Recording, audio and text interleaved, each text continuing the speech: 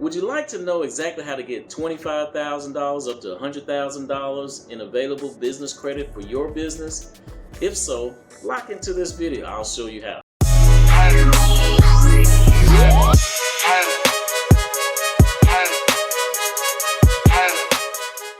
What's up, YouTube and Podcast Nation? Welcome to the From Setbacks to Success YouTube channel and podcast. I'm your host, Quincy Benton, and guess what? I'm a felon. Not only have I served time in federal prison, but I've been divorced, I've declared a bankruptcy, I've even experienced a house fire. Some of you too watching right now have experienced and maybe currently experiencing some major setbacks in your lives as well. However, I want you to know that there is hope and there's a way for you to get through this. Through the content that you'll find on this channel, we'll give you tips and success strategies that'll help you get back in the game and succeed. If this sounds like content you would be interested in, please smash the like button and press the subscribe button.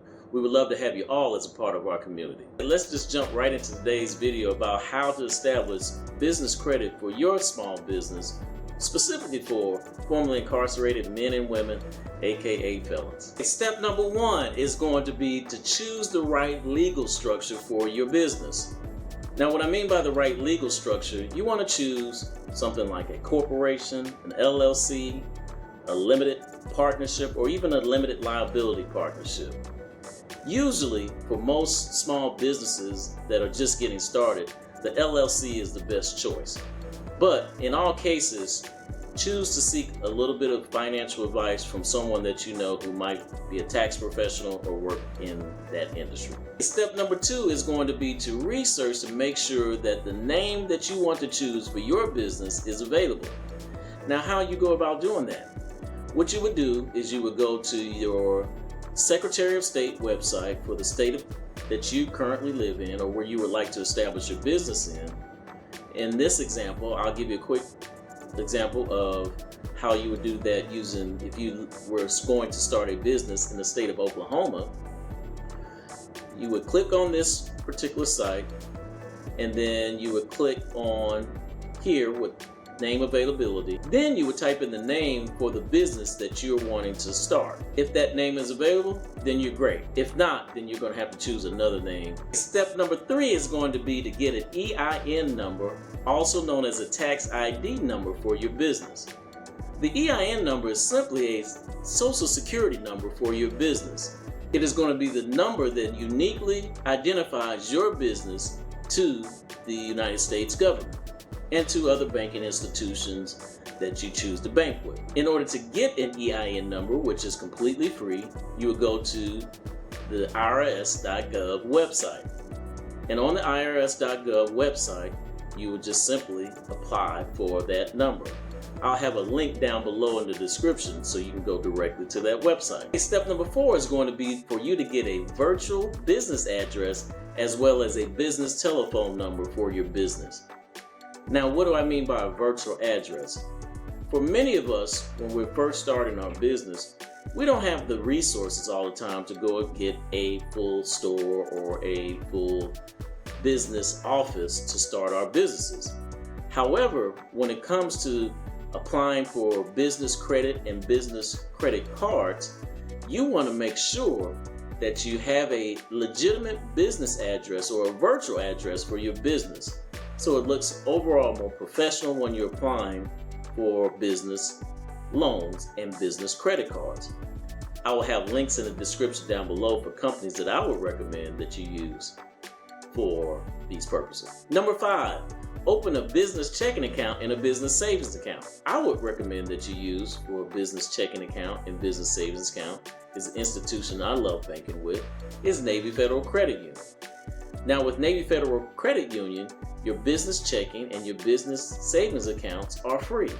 They don't charge you a monthly fee to use them. Some other banks will charge you a monthly service fee for use of a business checking account or business savings account. In my opinion, you don't want to pay that. You want to keep your costs as minimal and low as possible when first starting your business. Number six, apply for a Duns and Bradstreet number, also known as a DUNS number. This is very simple to do. You would just go to the Duns and Bradstreet website once you have all the other steps established. And when you get on that website, and I'll have a link in the description down below, you can easily apply for a DUNS number. Step number 7, Start building your business credit profile. This is probably one of the most exciting parts of the whole journey. But this part is the fun part. This is where you actually start seeing the results. The first thing that I would recommend that you do in order to start building your business credit is going to get a NAB Business Boost account. Now this account is phenomenal. I personally have seen it work wonders in establishing your business credit scores on all three reports: Dun & Bradstreet, Equifax, and Experian. At this time, I believe the price is about $50 a month in order for you to have this service. But again, the results you will get are invaluable. It'll start reporting on all three of your business credit reports, and it starts to show that your business is actively getting credit and paying for that credit on time. It's establishing what's called a trade line. Next, I would recommend that you apply for the Capital One Spark Classic Card for Business. Now this is a secured business credit card. You can open this card with a minimum of $100, but with that, it's basically you are securing the card with your $100 to get a $100 business credit card limit. That'll be 2 trade lines that you'll have reported on your business credit reports for all 3 credit reports. The next business credit card is another secured business credit card called the Open Sky Secured Business Credit Card. This card, again, similar to the Capital One Classic Card for Business, you have to put money on it. It'll open up a line of credit on that business card for the amount of money that you put on it, and then you just start paying that card on time every month for the purchases that you make on. This will establish your 3rd trade line on your business credit report.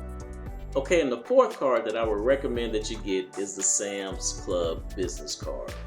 Now this card you can use in Sam's to make different types of purchases for your business. This card is very easy to get. It doesn't really require any business credit history. And the great thing about the Sam's Club business card is that you don't have to pay any money on it to secure it. And this will start to lay the foundation for you to start to get some really big lines of business credit. Okay, and number 8. This one is when you really will start getting those huge W's, those big wins that we like to see for those who are really trying to get big lines of business credit. Go ahead and start applying for these particular business cards that are going to give you the big lines of credit. The first one I would recommend is Capital on Tap. Capital on Tap is a phenomenal business credit card. I've seen personally where you could get a credit card starting limit as low as $2,500, but as high as $25,000. And with good usage, you're paying the card on time or paying it off every month, you'll see your credit lines gradually increase up to a maximum of $50,000.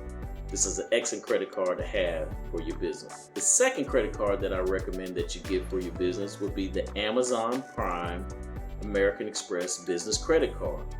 This credit card, again, is a monster. You can see a starting credit of $25,000 right off the rip. The third credit card that I would recommend would be any of the major bank business credit cards. That would be a Chase credit card for business. That could be a Bank of America credit card for business. I'll have links in the description to all of these credit cards for you to apply for directly once you get to this point. So that's the blueprint of how to establish business credit for your small business if you're formerly incarcerated, as well as how to get high limit credit cards, business credit cards for that business as well. If you have some things that you like to share with our community, please drop those comments down below. Let your setbacks keep you from your success. Peace.